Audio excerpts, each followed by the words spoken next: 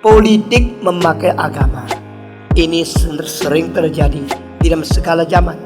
Waktu Yesus lahir, politik menipu rakyat dengan pakai agama. Waktu Yesus mati, agama menipu rakyat dengan pakai kuasa politik.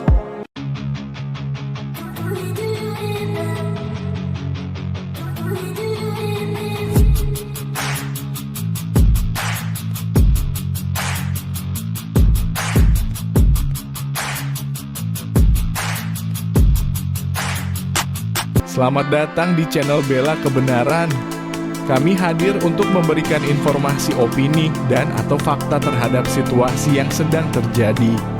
Mari dukung channel ini dengan cara menekan tombol subscribe dan bunyikan loncengnya. Terima kasih.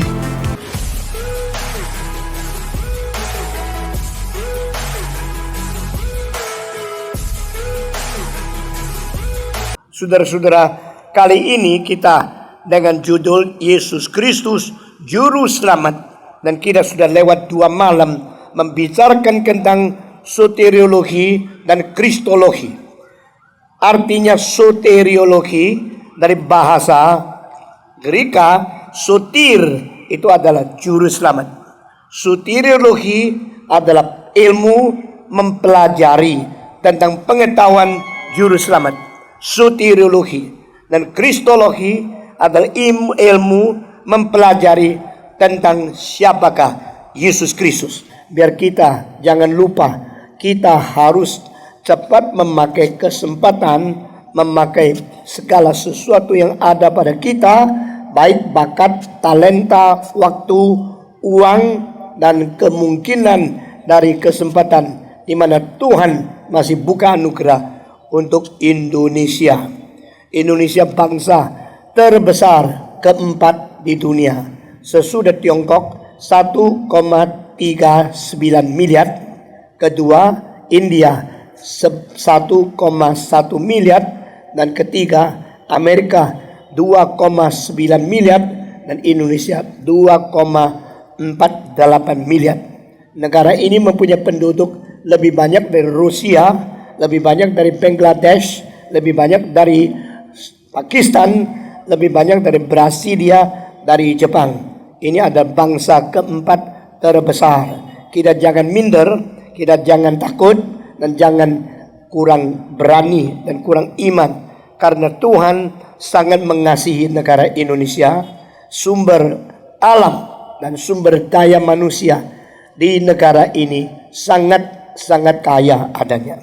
Kita bersyukur kepada Tuhan. Hari depan Indonesia pasti baik, meskipun setan juga ingin merusak, dan juga orang tidak bertanggung jawab ingin mengacaukan Indonesia.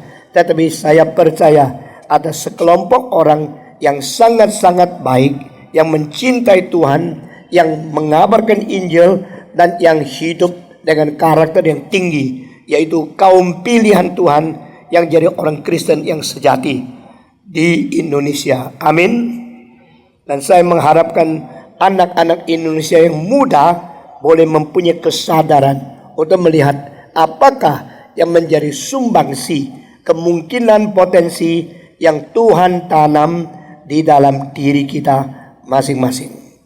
Pada waktu saya umur 3, ayah saya meninggal, dan mama saya umur 33. Dengan air mata dia berlutut di hadapan Tuhan Yesus, berjanji tidak menikah lagi. Mama saya cantik loh. Itu sebab saya juga lumayan kan. Saudara-saudara, umur 33 masih ada pria-pria yang datang mau melamar mama saya.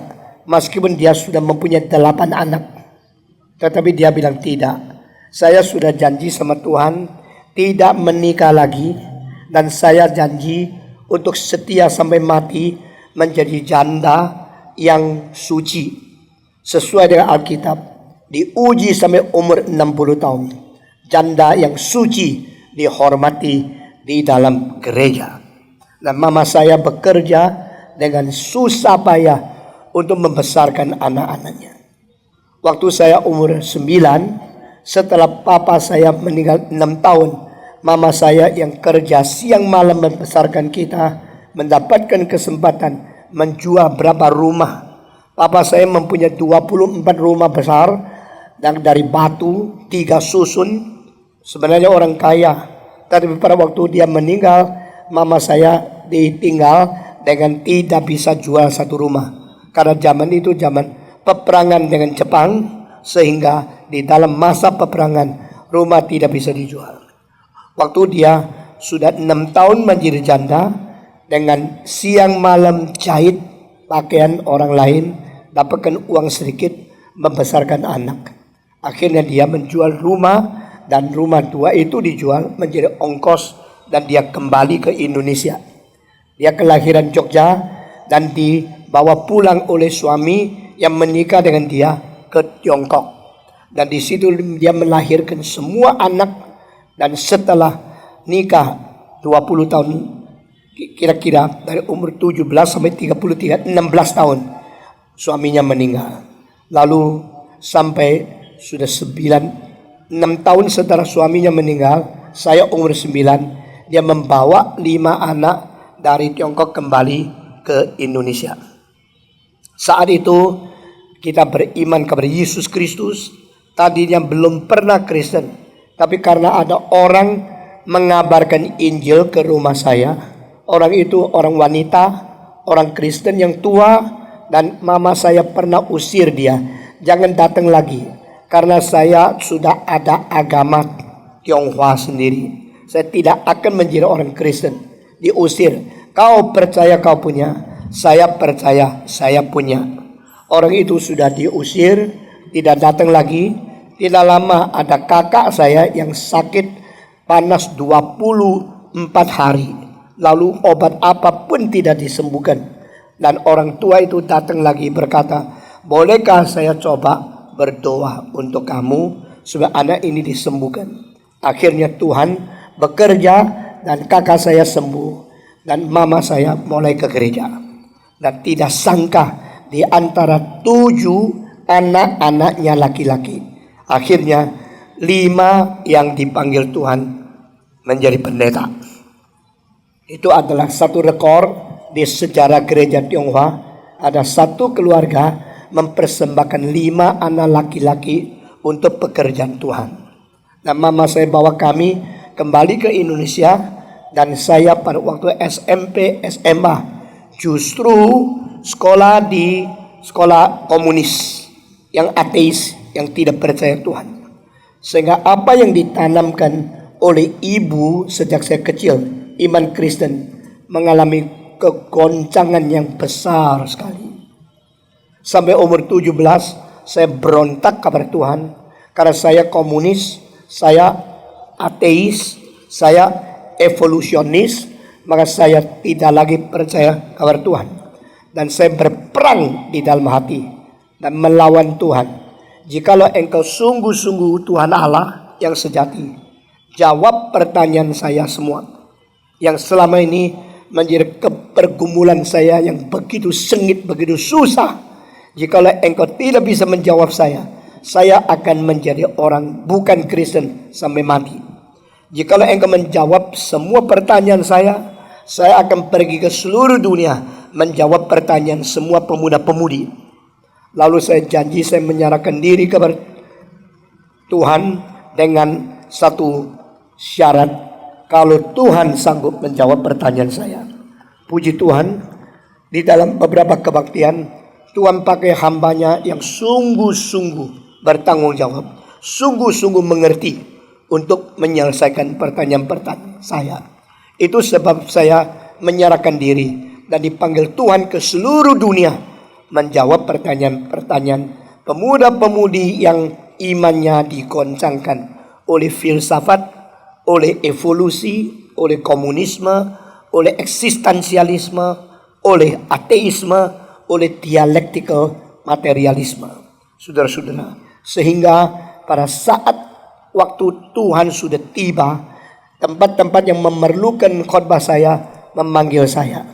Dan saya sudah keliling dunia berpuluh-puluh kali. Sudah pergi ke Amerika mengabari Injil di kota Sam itu lebih daripada 97 kali keliling dunia. Dan selama 53 tahun setengah saya melayani Tuhan, saya sudah berkhotbah lebih dari 32.000 kali dan mencapai pendengar lebih daripada 30 juta manusia. Saudara-saudara, hanya di kota di Amerika saja saya sudah pernah keliling lebih 100 kota. Dan di Indonesia dari Aceh sampai Papua saya berkhotbah di puluhan kota dan di dalam lebih daripada 1.000 gereja. Tuhan memimpin sampai saya sekarang sudah tua dan saya melihat murid-murid saya mulai mengikut langkah saya mengabarkan Injil. Dan di mana saya pergi, selain saya mengabarkan Injil, memberitakan Kristus, menjelaskan siapakah juru selamat yang sejati, saya juga menantang manusia. Maukah engkau sama-sama melayani Tuhan? Maukah engkau menyerahkan diri menjadi hamba Tuhan? Banyak pemuda-pemudi selesai SMA mulai cari pekerjaan. Selesai universitas cari pekerjaan yang gajinya besar. Lalu kalau sudah berusaha dengan mendirikan satu perusahaan, selalu minta cepat-cepat menjadi kaya. Sesudah itu sampai mati, hidupnya yaitu untuk uang. Saya tanya, apakah itu arti satu-satunya hidup? Mengapa kalau dapat uang senang? Kalau tidak dapat uang rasa gagal? Mungkinkah engkau mendapatkan sesuatu yang lebih bernilai tinggi daripada hanya sekedar uang? Pada waktu Petrus yang sukses, bagaimana tahu Petrus sukses? Karena waktu dia ke Yerusalem, dia diizinkan bawa peso. Orang Galili datang ke Yerusalem, kecuali dia ketua dari masyarakat atau ada pimpinan yang penting, diberikan izin oleh orang Romawi boleh pegang peso. Yang lain tidak bisa. Saudara-saudara, dan Petrus waktu Yesus berkata, juallah pakaian, belilah peso. Dia bilang, di sini ada 2 peso. Yesus mengatakan, cukup. Karena Tuhan perjuangannya bukan dengan senjata, tapi dengan kuasa Roh Kudus. Saudara-saudara, Petrus yang begitu penting, yang adalah pemimpin masyarakat yang Galilea, mungkin dia punya honor besar, dia punya hasil penjualan ikan banyak. Yesus Kristus berkata, Petrus, ikutlah aku akan menjadikan kamu penangkap manusia, bukan lagi nelayan yang menangkap ikan. Petrus langsung serahkan semua. Kapalnya diserahkan kepada orang lain. Usahanya yang sukses diserahkan kepada orang lain. Dia dengan kedua tangan yang kosong mengikut Yesus untuk menjala manusia, bukan menjala ikan. Pemuda Galilea yang sukses ini akhirnya mati dipaku tersalib karena dia setia kepada Tuhan. Waktu dia dipaku di atas kayu salib, dia minta kepada tentara Romawi, bolehkah izinkan saya disalib terbalik? Kenapa? Karena saya tidak layak salib di atas kayu salib sama seperti Tuhanku. Tuhanku disalib begini, biar saya disalib terbalik. Kami kabulkan. Lalu dia disalib. Saya percaya dia lebih cepat mati dari siapapun. Mungkin setelah dibalikkan salibnya, di dalam tidak sampai 15 menit, dia sudah meninggalkan dunia. Karena memang Tuhan cipta pipa darah dan daya pompa di tubuh kita yang lain. Yang ke bawah ini perlukan tenaga tidak banyak karena kreativitas. Yang ke kepala ini perlu kekuatan lebih banyak karena di atas. Maka jantung kita dekat atas supaya jarak ke kepala itu pendek. Jantung kita ke kaki panjang karena ini ngalirnya lebih gampang. Tapi kalau manusia dibalik, pompa ke kepala itu sudah keras dan jaraknya pendek, lalu dibalikkan, maka tidak lama saja sudah tekanan darah ke kepala terlalu tinggi dan blodrik lalu akan langsung meninggal dunia.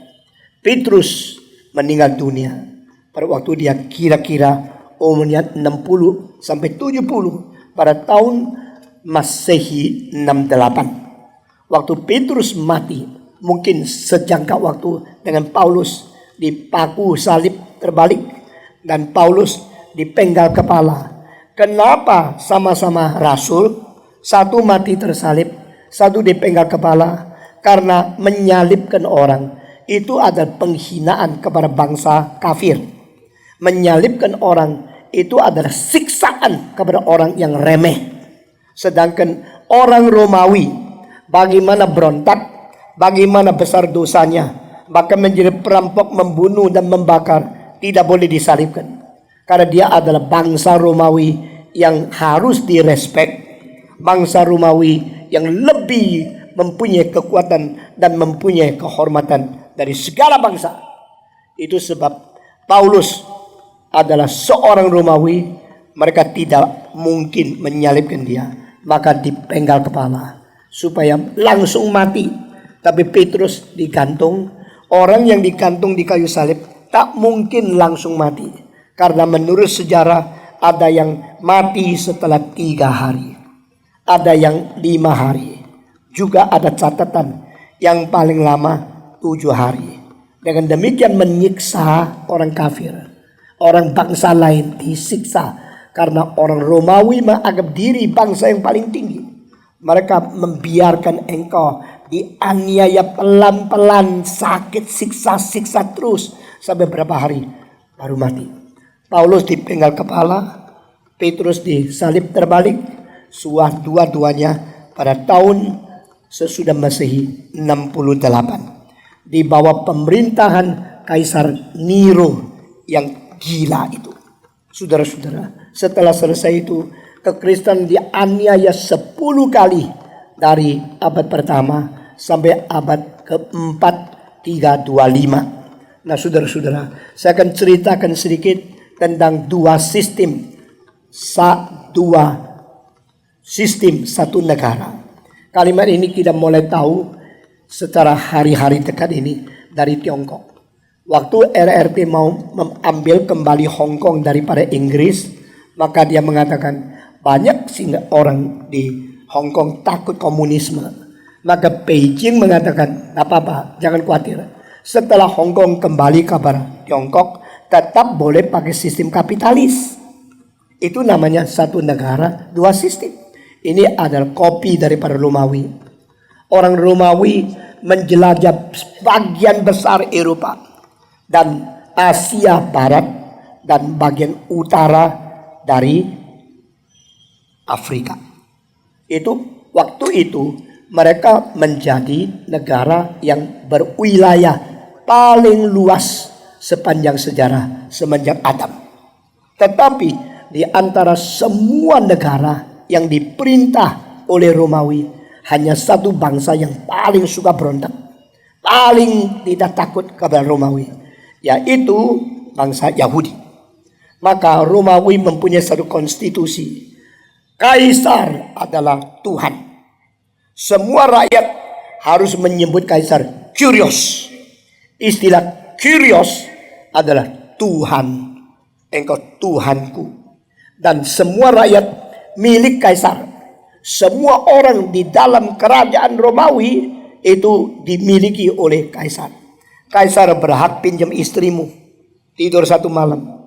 Kaisar melihat seorang anak gadis yang cantik sekali, dia pakai dulu 3 hari, baru serahkan kembali, engkau boleh nikah. Ini dilakukan oleh seorang kaisar yang namanya Caligula. Nah saudara-saudara, ini semua tercatat di sejarah. Maka dia mempunyai kuasa begitu besar. Mereka percaya kepada dewa Greka, dan mereka menganggap kaisar adalah dewa yang menjadi manusia. Itu sebab pada waktu orang Kristen, khususnya orang Yahudi, menyembah Yehova, beriman hanya kepada satu-satunya Allah yang esa, mereka tidak mau panggil Kaisar Kyrios. Mereka tidak mau taat bahwa mereka mempunyai Tuhan namanya Kaisar di Roma. Maka mereka dibunuh, dibantai. Mereka pernah membunuh orang Yahudi dan darahnya dicampur di dalam persembahan di dalam bait Allah. Ini tercantum di dalam Lukas pasal ke-13. Berarti orang-orang Romawi begitu kurang ajar, begitu melawan Tuhan, karena mereka anggap dialah adalah Allah, dan orang Yahudi begitu kurang ajar melawan dia yang adalah Tuhan. Nah, ini adalah benturnya agama dan menjadi penganiayaan politik. Nah, saudara-saudara, hari ini saya minta pimpinan Tuhan untuk memberikan pengertian dan memberikan kepada engkau apa artinya menjadi orang Kristen melalui fakta-fakta sejarah dan komentar yang seperlunya kepada engkau. Lalu di antara semua bangsa yang dimiliki kerajaan Romawi, satu-satunya tempat yang perlu kekuatan militer untuk menekan itu bukan Mesir, bukan Babilonia, bukan Cekoslovakia sekarang, bukan Turki sekarang, tetapi adalah Yerusalem. Karena Yerusalem mempunyai orang Yahudi yang menghasut umatnya melawan kepada Romawi, maka Yerusalem harus dijaga ketat. Caranya untuk menguasai orang Yahudi, caranya untuk menghentikan pemberontakannya itu adalah dua. Pertama, mengizinkan mereka berbakti di gedung bait Allah yang paling besar di seluruh Romawi. Saudara, kalau sekarang sampai di Roma, sampai di tempat mana saja yang pernah dijajah oleh Romawi, tidak menemukan tempat untuk ibadah yang lebih besar daripada bait Allah di Yerusalem. Berapa besar tanah yang diperbolehkan orang Yahudi berbakti kepada Yehova? Tanah itu namanya Temple Mount atau Bukit Bait Allah. Bukit Bait Allah sampai sekarang sama besarnya seperti dulu, adalah 4 kali lapangan sepak bola. Sedangkan di Delphi, Greka menyembah Allah. Di Olympus, tempat kuil untuk agama mereka kecil-kecil. Di Roma, tempat menyembah Allah yang paling besar itu namanya Pantheon. Sekarang masih ada gedung itu, yang satu lubang saja. Di seluruh gedung cuma satu lubang angin, tidak ada jendela, lubang langit. Itu kecilnya mungkin satu lapangan Merdeka bisa isi 8 gedung itu. Jadi tempat paling besar diizinkan di Yerusalem supaya meredakan kemarahan orang Yahudi yang tidak mau dijajah oleh Romawi. Nah ini, maka bait Allah itu dipakai uang, batu, dan kekayaan sebesar mungkin untuk mentenangkan orang-orang beragama. Politik memakai agama ini sering terjadi di dalam segala zaman. Waktu Yesus lahir, politik menipu rakyat dengan pakai agama. Waktu Yesus mati, agama menipu rakyat dengan pakai kuasa politik. Apa artinya? Waktu Yesus lahir, Roma mempergunakan Herodes untuk mengekang, untuk menekan, untuk menguasai seluruh orang yang beribadah kepada Allahnya Abraham dengan kasih satu bait Allah yang besar, supaya mereka rela kamguan untuk menyerahkan diri kepada kuasa politik. Padahal orang Yahudi itu sangat marah, tapi tidak bisa apa-apa. Meskipun kaisar tidak baik, toh memberikan bait Allah yang paling besar supaya kita boleh menyembah Tuhan Allah. Ya sudahlah, biar dia sudah toleran dalam hal ini. Kita bersyukur bisa melayani Tuhan dengan bait Allah yang begitu besar. Tetapi sesungguhnya bait Allah yang didirikan lebih dari 64 tahun baru jadi. Setiap batu 5.000 kilo, 5 ton. Akhirnya pada tahun 70 sesudah Masehi diizinkan oleh Tuhan untuk dibakar habis karena motivasi pelayanan tidak beres. Meskipun Herodes sukses besar, bikin bait Allah besar, Tuhan tidak mau pakai. Akibatnya adalah abad pertama tahun 70 bait Allah dibakar habis dan menemukan ada emas yang mengalir dari semua sambungan batu-batu. Lalu Jenderal Titus memerintahkan turunkan batu. Tidak boleh satu batu ditumpuk di atas batu yang lain. Semua harus dirobohkan. Sehingga bait Allah yang paling agung akhirnya tidak sisa satu batu di situ. Untuk mendapat semua emas. Ini adalah cara pertama. Orang Yahudi tidak mau takluk kepada Kaisar, maka hibur mereka. Kasih bait Allah yang besar. Supaya membius hati mereka. Cara kedua, di dalam seluruh kerajaan Romawi, hanya orang Yahudi tidak perlu menyebut Kaisar Tuhan. Karena mereka mengatakan, Tuhan hanya satu. Tidak boleh kami menyembah akan Tuhan yang lain. Menurut hukum pertama. Maka biarkan orang Yahudi tidak usah panggil Kaisar sebagai Tuhan. Tetapi di luar Yahudi, barang siapa yang berani panggil yang lain Tuhan, dipenggal kepala. Harus panggil Kaisar Tuhan. Kerajaan Romawi begitu keras, begitu ketat, dan melakukan hukuman begitu kejam. Sehingga semua bangsa panggil Kaisar Tuhan, Tuhan, Tuhan. Yahudi tidak perlu. Nah, di sini kita melihat kerajaan Romawi mempunyai dua sistem. Sistem pertama, semua harus panggil Kaisar Tuhan. Sistem kedua, orang Yahudi boleh tidak percaya dan panggil kerajaan Romawi Kaisarnya Tuhan. Dua sistem. Satu negara dua sistem. Mulai daripada kerajaan Romawi. Saudara-saudara. Tetapi akibatnya pada waktu zaman Nero, mereka mengetahui orang Yahudi boleh tidak usah panggil Kaisar itu Tuhan. Tetapi siapa orang Yahudi? Ternyata orang Yahudi sudah menjadi dua macam. Semacam Yahudi yang menyebut Allah di surga itu Tuhan. Semacam Yahudi yang memanggil Yesus Tuhan. Wah, kalau gini beda lagi dong. Ini orang-orang yang memanggil Yesus Tuhan. Kan mereka menganggap selain manusia Kaisar, masih ada manusia Yesus Kristus. Kalau begini, Yesus menjadi saingan daripada Romawi. Yesus merebut ketuhanan daripada Kaisar. Kalau begini, orang Yahudi memang boleh tidak usah panggil Kaisar Tuhan. Tetapi orang Yahudi tetap dua macam. Kalau satu macam yang menyembah kepada Allah di surga, itu tidak kelihatan. Allah surga tidak ada orang dia kok. Engkau menyembah Yehova, silakan. Tapi engkau menyembah Yesus, tidak bisa. Karena Yesus satu orang yang dilahirkan di Bethlehem, dibesarkan di Nazaret, dan dia mengajar Yerusalem. Dia adalah manusia yang hidup, yang ada tubuh. Engkau panggil dia Tuhan, berarti engkau melanggar sistem dua macam itu.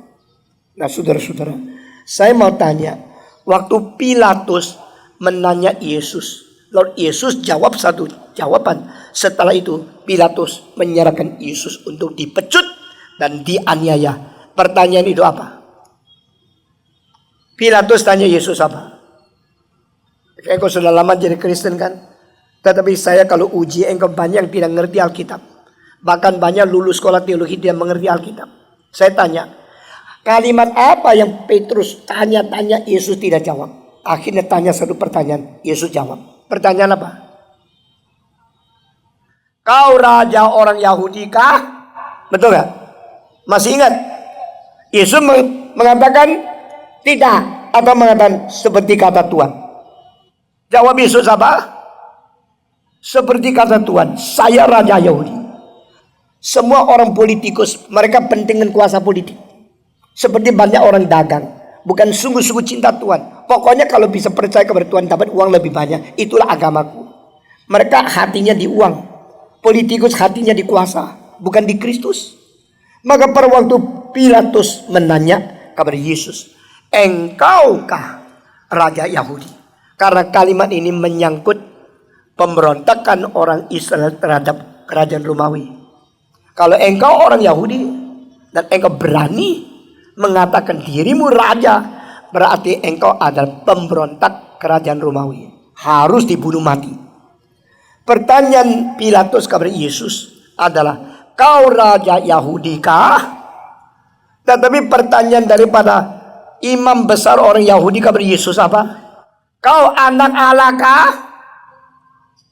Kenapa? Kalau di Yahudi ada raja baru, berarti kerajaan Romawi diancam. Jikalau di Yahudi ada anak Allah, berarti Allah mereka yang esa diancam. Jadi orang politik pentingkan politik, orang agama pentingkan agama.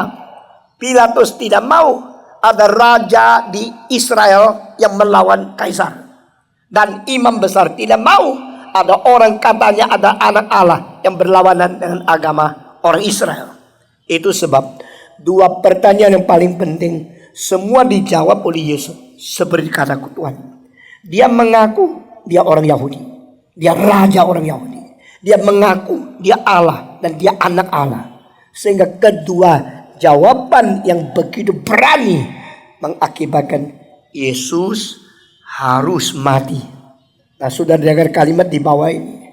Itu sebab Pilatus menyetujui untuk menyalibkan Yesus. Tetapi waktu Pilatus menyetujui, dia bukan menyalibkan sendiri.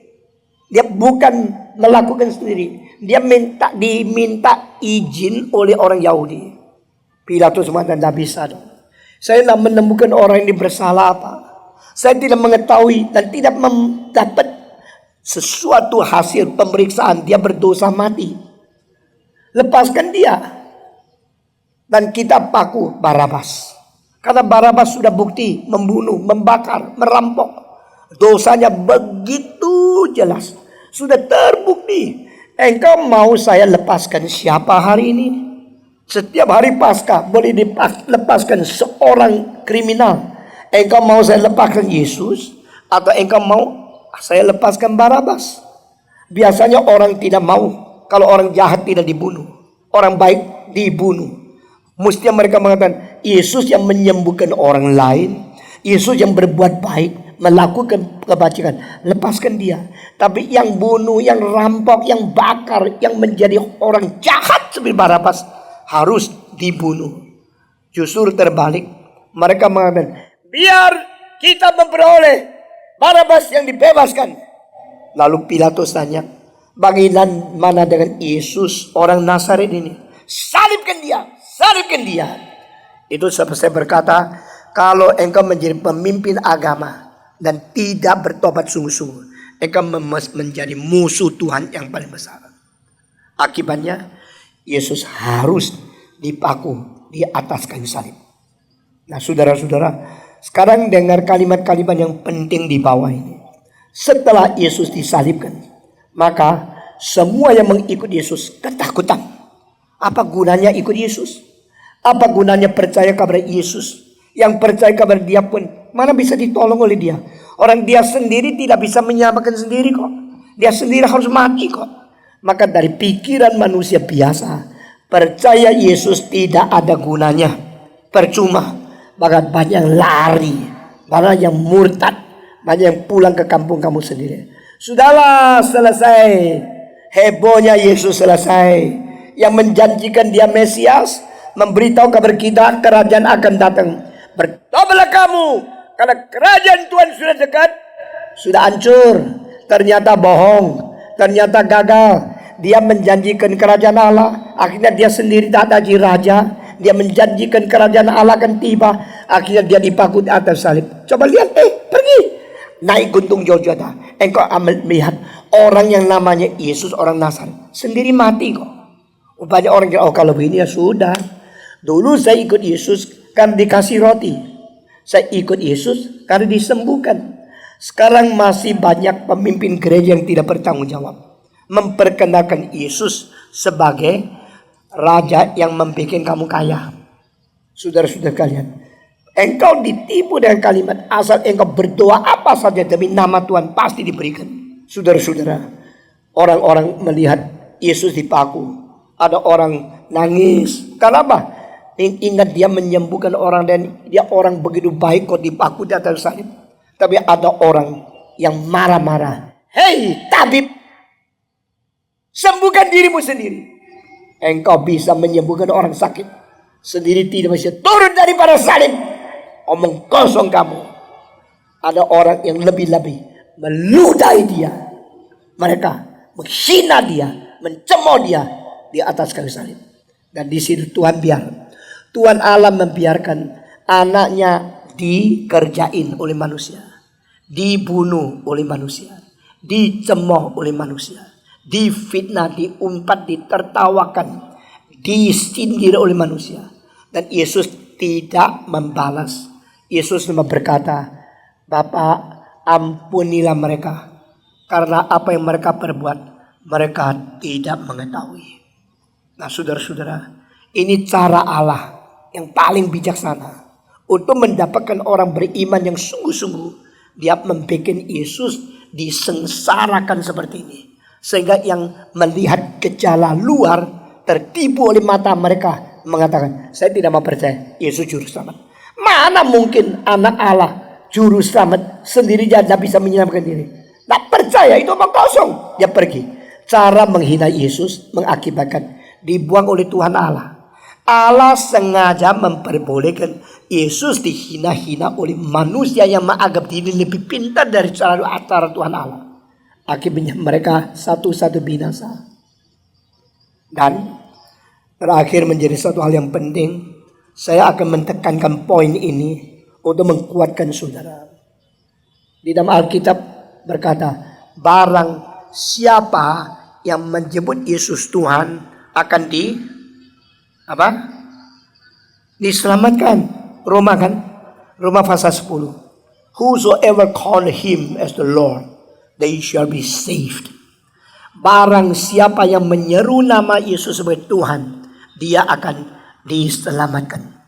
Semua 1, 2, 3. Barang siapa yang menyeru Yesus sebagai Tuhan, dia akan diselamatkan. Nah ini satu ayat. Nah sekarang yang tidak bertanggung jawab, tidak mengerti Alkitab, tapi berani untuk menggembar-gemborkan khotbah yang menggebu-gebu, pakai ayat itu. Ayo, pakai Yesus Tuhan. Tuhan, Tuhan, Tuhan, engkau diselamatkan. Sebut Yesus Tuhan, Tuhan, engkau diselamatkan. Betul? Firman Tuhan yang mengatakan, barang siapa menyeru Yesus sebagai Tuhan diselamatkan. Tuhan bohong tidak? Tuhan bohong tidak? Tidak. Kalau Tuhan mengatakan kalimat itu, berarti betul dong. Barang siapa menyebut Yesus sebagai Tuhan, dia pasti diselamatkan. Ini menurut janji dari Tuhan Allah kepada seluruh dunia. Kalau begini menjadi pendeta, tidak usah belajar teologi. Pokoknya ikut ayat aja. Ayo seru nama Yesus Tuhan. Tuhan, engkau diselamatkan. Saya kasih tahu, tidak. Loh, Pak Stephen Tom berani melawan Yesus ya? Berani melawan kitab suci. Bukankah Paulus mengatakan barang siapa menyebut Tuhan, dia diselamatkan. Kenapa Stephen Tom bilang tidak? Bukan saya bilang tidak, Yesus bilang tidak. Masa Yesus bilang tidak? Yesus bilang tidak. Di mana Yesus bilang tidak? Di Matius pasal 7. Yesus berkata, jangan kira semua yang menyebut saya Tuhan, Tuhan akan masuk ke dalam kerajaan surga. Jangan kira semua yang menyebut saya Yesus Tuhan akan masuk ke dalam surga. Dengan sesungguh-sungguhnya aku berkata kepadamu, pada hari itu akan banyak orang datang kepadaku. Oh Tuhan, bukankah demi namamu kami telah melakukan mujizat? Oh Tuhan, bukankah demi namamu kami telah bernubuat? Oh Tuhan, bukankah demi namamu kami telah menyembuhkan orang sakit? Oh Tuhan, bukankah demi namamu kami telah mengusir setan? Bukan saja demi nama. Betul-betul setan diusir. Betul-betul penyakit disembuhkan. Betul-betul mujizat dilakukan. Dan betul-betul mereka bernubuat. Sehingga 4 macam orang ini, mereka membuat kebaktian. Datang kepada Tuhan, semua sakit disembuhkan. Datang kepada Tuhan, akan melihat mujizat Tuhan dilakukan. Datang kepada Tuhan, panggil Yesus Tuhan, engkau akan mendapatkan anugerah dari Tuhan. Mengusir setan, menyembuhkan orang sakit, bernubuat, dan demi nama Yesus mereka telah sukses di pelayanan seperti ini. Lalu Yesus berkata, saya akan jawab mereka, pergilah engkau yang berbuat jahat, karena aku tidak pernah mengenal engkau. Ada hamba Tuhan yang melakukan mujizat, Yesus tidak pernah mengenal dia. Ada orang yang bernubuat, Yesus tidak pernah mengenal dia. Ada orang-orang yang pelayanan begitu sukses, Yesus bilang, aku tidak pernah kenal kamu. Loh, bukankah aku menyeru Tuhan, Tuhan, Tuhan? Yesus berkata, dengan sesungguhnya aku berkata kepadamu, jangan kira mereka yang menyebut Tuhan, Tuhan, Tuhan pasti masuk ke dalam kerajaan Allah. Hanyalah orang-orang melakukan kehendak Allah, mereka akan masuk ke dalam kerajaan Allah. Alkitab memang tidak gampang dimengerti ya. Itu sebab jangan kira engkau ikut kuliah di teologi ya, lalu engkau sudah dapat SKS, engkau sudah dapat itu angka yang cukup banyak, engkau sudah selesai lulus, engkau hamba Tuhan. Itu penipuan diri.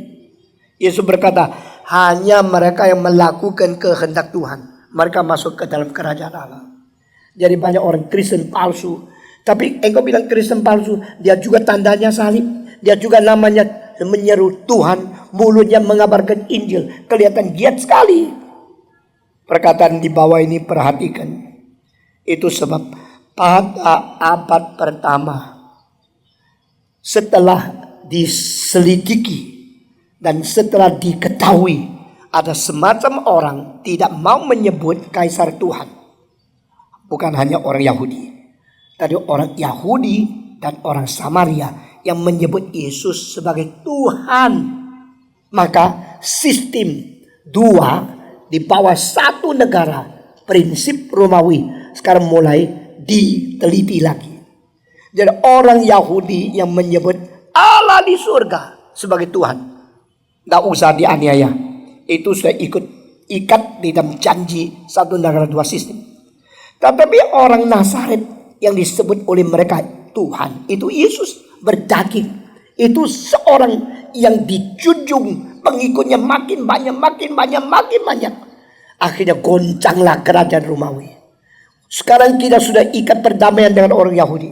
Perbolehkan mereka baik Allah. Perbolehkan mereka menyebut Allah itu Tuhan. Tak usah panggil orang-orang, tak usah panggil Kaisar Tuhan. Tetapi orang Yahudi tidak pernah memenangkan orang Romawi menjadi agama Yahudi. Orang Yahudi tidak mungkin sukses merambet agama mereka ke negara lain. Sedangkan orang Nazaret yang kita sudah paku di atas kayu salib, sudah mati kok tetap dipanggil Tuhan. Sudah mati, mereka percaya dia bangkit. Ini yang merembet. Agama Kristen merembet ke Libanon, pergi ke Samaria, pergi ke Galilea, pergi ke provinsi yang lain, pergi ke itu Sidon, pergi ke tempat-tempat yang lain, ke Tirus, pergi ke akan Romawi, pergi ke Galatia, pergi ke Turki, pergi ke tempat-tempat yang jauh di Eropa. Sekarang gemetarlah kerajaan Romawi. Lalu dia tanya, kamu panggil Kaisar sebagai Tuhan? Tidak. Kenapa? Karena saya panggil Yesus sebagai Tuhan. Kalau begini, penggal kepala. Itu sebab kekristenan dianiaya 10 kali besar-besaran oleh Nero, Trajanus, Vespasianus, oleh raja-raja Kaisar Romawi, terus menerus sampai pada Diocletianus, sampai pada abad keempat tahun 35 pada waktu Kaisar yang namanya Konstantinus sendiri bertobat menjadi Kristen, baru berhenti, tidak lagi menganiaya orang Kristen. Kenapa? Karena Konstantinus sendiri berperang di tengah-tengah satu tempat, dia jatuh dari kudanya. Waktu dia jatuh, mata melihat langit, dia melihat satu visi. Tuhan Yesus menyatakan diri kepada dia, dan ada salib yang dilihat di atas angkasa, dan suara berkata, bersandarkan Yesus yang tersalib, engkau akan menang. Mulai hari itu dia coba-coba berdoa kepada Yesus. Sesudah bersandar kepada Yesus, dia perang, menang.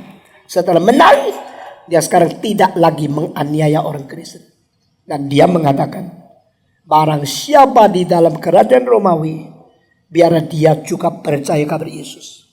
Karena kami sekarang tidak lagi menjunjung Jupiter, Io, Venus, Aphrodite, Prometheus, Mars, atau dewa-dewa lain yang kita anggap sebagai Tuhan.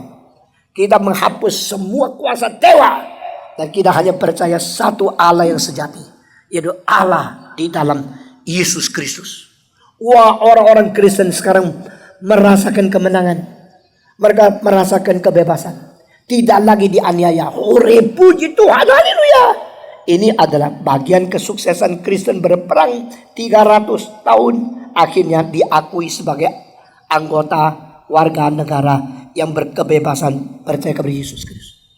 Tetapi pada pihak yang lain, banyak orang ketakutan. Kalau tidak jadi Kristen nanti dianiaya. Dulu orang Kristen dianiaya. Sekarang kalau tidak jadi Kristen bisa dianiaya. Mereka menjadi Kristen tapi hatinya tidak bertobat. Gereja mulai masuk manusia yang campuran motivasi, yang tidak jujur percaya Tuhan, yang bukan sungguh-sungguh bertobat. Itu sebab makin banyak anggota hanya karena mereka dilahirkan dalam keluarga Kristen tapi tidak pernah sungguh-sungguh mengerti dan bertobat. Maka gereja akan mengisi banyak orang-orang campuran, orang-orang yang tidak sungguh-sungguh. Itu menjadi bahaya. Meskipun sudah ikut katekisasi, sudah dibaptiskan, tapi cuma masuk ke otak, tidak masuk ke dalam hati. Meskipun sudah dibaptiskan, sudah ada nama di buku dunia, tidak ada nama di buku Tuhan Allah. Itu adalah orang Kristen yang palsu. Itu sebab kebangunan rohani yang sungguh-sungguh bermutu sangat diperlukan oleh gereja. Tetapi sekarang banyak gereja ikut-ikut dan bikin kebangunan rohani, tapi tidak bermutu dan makin mengacaukan firman Tuhan. Ajaran yang salah sudah menyelundup ke dalam gereja, sehingga banyak orang menginginkan sesuatu jumlah kuantitas yang besar, tapi kompromikan kualitas. Saudara-saudara, saya akan segera mengakhiri poin ini dengan ayat-ayat yang penting sekali. Paulus berkata, barang siapa menyeru nama Tuhan, dia diselamatkan. Paulus mengatakan kalimat itu di mana? Paulus mengatakan kalimat itu justru di surat Roma. Kenapa tidak di surat Galatia? Kenapa tidak di surat Kolose? Kenapa tidak di surat Efesus? Kenapa tidak di surat Filemon? Kenapa tidak di surat Korintus? Kenapa tidak di surat Timotius? Kenapa Paulus mencatat ayat itu khusus di dalam surat Romawi? Surat Roma. Kenapa? Karena ini adalah institusi kerajaan Roma. Orang Kristen di Roma harus mengerti ayat ini. Ayat apa? Barang siapa yang menyeru nama Tuhan Yesus, dia diselamatkan. Ini tidak heran kan? Ini biasa kan? Tidak. Karena di Romawi, di kota ibu kota kerajaan Roma, kalau ada orang menyebut Yesus Tuhan di hadapan umum, dia dipenggal kepala. Maka Paulus menulis ayat itu artinya adalah, jikalau engkau mau diselamatkan sungguh-sungguh, engkau berani mati untuk Tuhan, menyebut Yesus sebagai Tuhan di hadapan umum di kerajaan Romawi. Jadi orang sekarang menurut khotbah yang dangkal-dangkal, asal menyebut Yesus Tuhan, Tuhan diselamatkan, tapi tidak mengerti apa artinya situasi politik 2000 tahun yang lalu. 2000 tahun yang lalu, barang siapa berani menyebut Yesus Tuhan, berarti dia sedia mati. Dia bersedia mati untuk Tuhan. Dan orang begini diselamatkan. Tetapi banyak orang sekarang tafsir Alkitab tidak mengerti. Pokoknya harafiah. Engkau minta apa saja. Kalau engkau minta mobil apa, Rolls Royce kah, Cadillac kah, Buick kah, atau Mercy kah, kasih tahu sama Tuhan warna apa, nomor apa, pelat nomor 88888. Engkau dengan semua detail kasih Tuhan, Tuhan akan kasih asal demi nama Yesus. Karena Yabes doa diberikan oleh Tuhan, lalu dianggap itulah cara doa yang paling baik. Tetapi doa yang paling baik bukan Yabes. Yabes pernah doa dan dikabulkan. Ini hanya satu catatan sejarah. Pernah terjadi ada seorang namanya Yabes berdoa lalu dikabulkan oleh Tuhan. Perluaskanlah tendaku, perluaskanlah wilayahku, aku mau lebih subur, lebih makmur. Ini cocok dengan teologi sukses, teologi kemakmuran. Tetapi di dalam doa Yabes penuh dengan aku. Doa yang lebih baik dan yang terbaik adalah doa Bapa kami. Karena doa Bapa kami diajarkan oleh siapa? Doa Bapa kami diajarkan oleh siapa? Yesus. Masa doanya Yesus tidak penting, doa Yabes penting. Kenapa doa Bapa kami tidak diajarkan di seluruh dunia? Kenapa doa Yabes diajarkan kepada banyak orang Kristen? Dan buku doa Yabes menjadi bahan latihan, menjadi bahan untuk seminar, sampai dijual berjuta-juta jilid. Karena itu sesuai dengan egoisme manusia. Memperalat Tuhan, kayakan saya, doakan saya. Tuhan bisa dan Tuhan pernah membuat beberapa orang itu kaya. Tapi tidak berarti engkau belajar bagaimana untuk mendapatkan kesuksesan. Rahasia menjadi kaya menurut Yabes. Di dalam doa Bapa kami begitu berbeda dengan doa Yabes. Doa Yabes adalah aku, wilayahku, tendaku, membesarkan usahaku. Ini cocok dengan orang rakus sekarang. Tapi di dalam doa Bapa kami hanya satu kalimat, makananku yang ku perlukan hari ini, berikanlah secukupnya kepadaku. Lalu yang lain, namamu dipermuliakan, kerajaanmu datang, kehendakmu jadi, karena engkaulah yang mempunyai kerajaanmu, kuasamu, kemuliaanmu sampai selama-lamanya. Saudara-saudara, jelas sekali ya, firman yang sejati membicarakan Tuhan sebagai pusat. Firman yang palsu membicarakan manusia sebagai pusat alam semesta. Lalu dengan keuntungan diri mempergunakan, memperalat, memanipulasi agama Kristen untuk mencapai motivasi egoisme yang tidak pernah puas-puas. Itulah tipuan dari para setan. Kenapa menyebut nama Tuhan? Karena sedia mati. Orang yang menyebut Yesus Tuhan dan tidak mau menyebut Kaisar Tuhan, orang itu pilih di antara dua ini.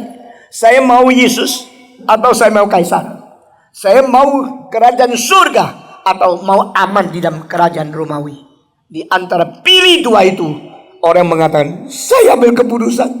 Saya panggil nama Yesus sebagai Tuhanku.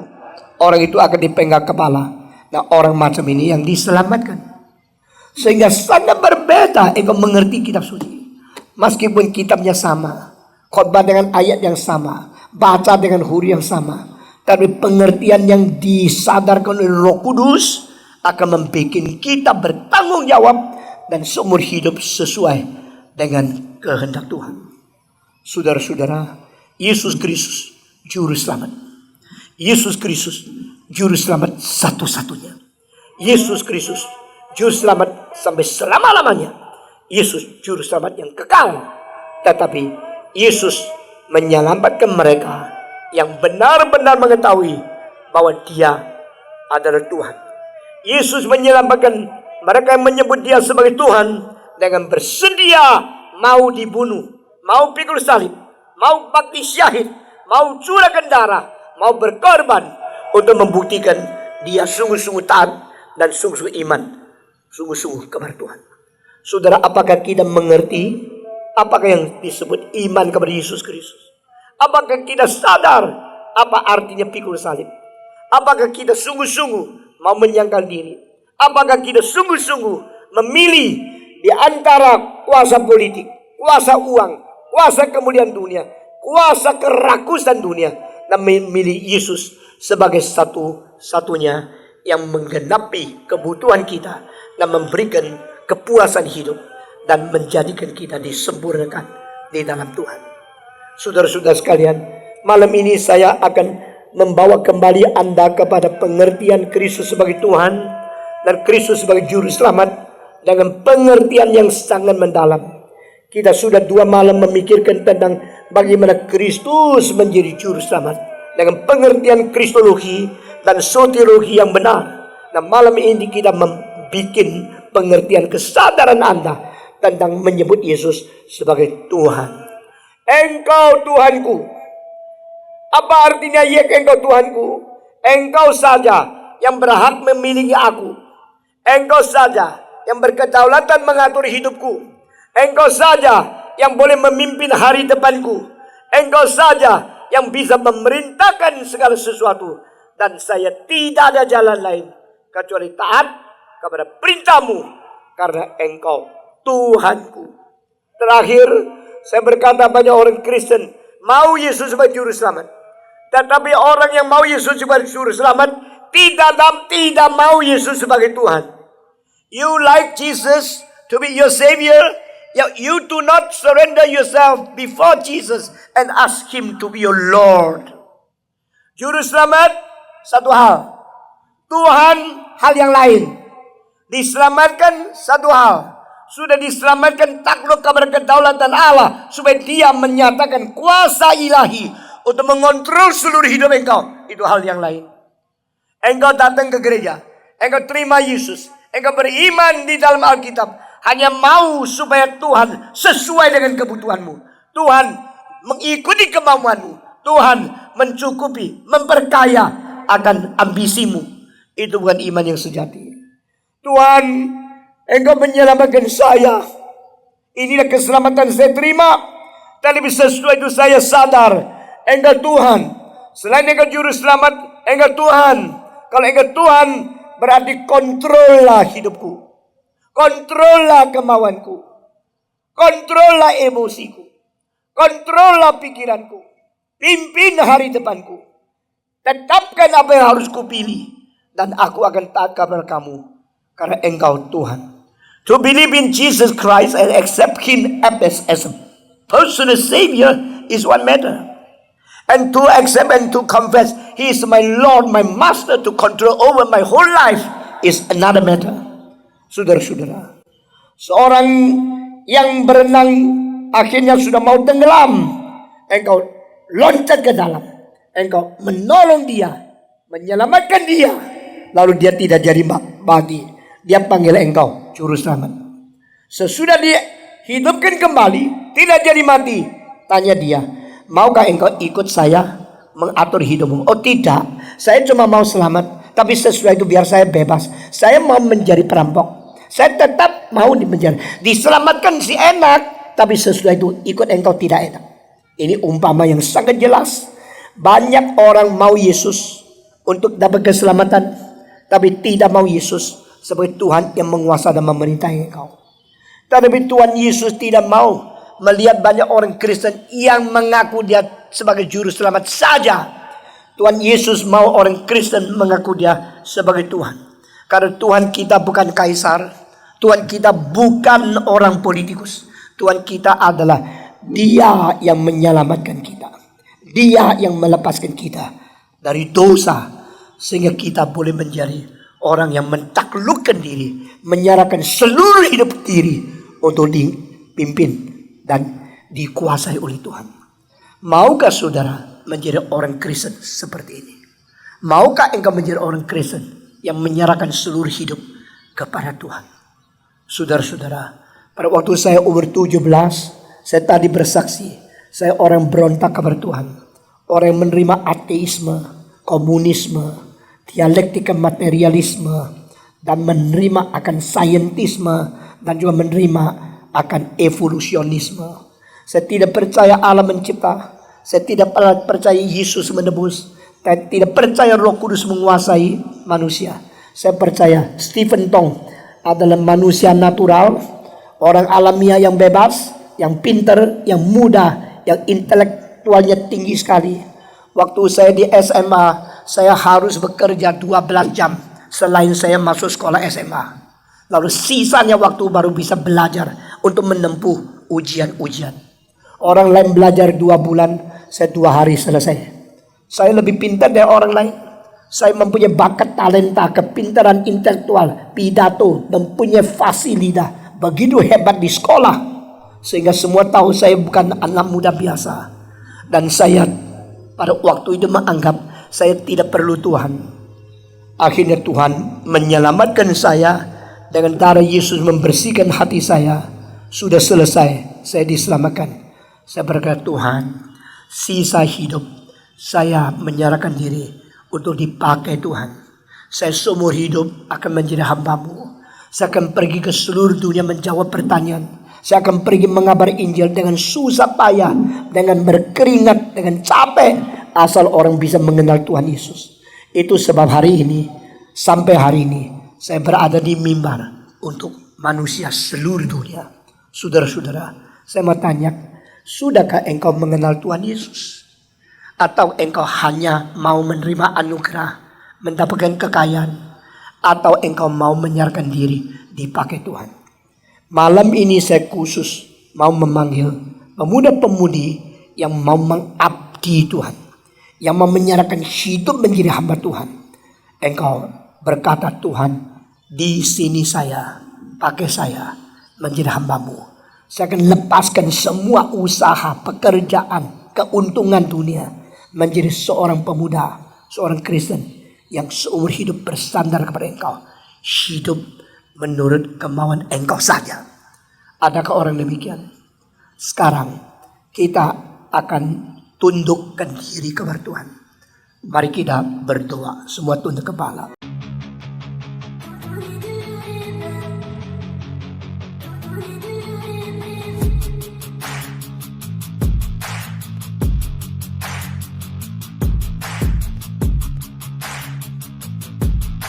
Terima kasih sahabat sudah menyaksikan tayangan kami hari ini. Tuhanlah yang membalas dan memberkati kita semua. Apabila sahabat diberkati, marilah kita dengan murah hati untuk share video ini kepada teman-teman kita yang lain, kepada grup-grup keluarga dan sebagainya. Dan jangan lupa meninggalkan komentar di bawah video ini, serta menekan tombol subscribe video kami, sehingga sahabat tidak ketinggalan video-video terbaru dari kami. Terima kasih. Tuhan Yesus memberkati kita semua. Dan dengarkanlah firman Tuhan singkat ini. Mintalah maka akan diberikan kepadamu. Carilah maka kamu akan mendapat. Ketuklah maka pintu akan dibukakan bagimu. Kita harus melakukan sesuatu sampai sesuatu itu akan terwujud atas hidup kita. Minta, cari, dan ketuklah maka Tuhan pasti membukakan pintu. Lukas 18 ayat 1. Yesus mengatakan suatu perumpamaan kepada mereka untuk menegaskan bahwa mereka harus selalu berdoa dengan tidak jemu-jemu. Kita berdoa dengan tidak jemu-jemu. Terus minta maka pasti akan diberikan.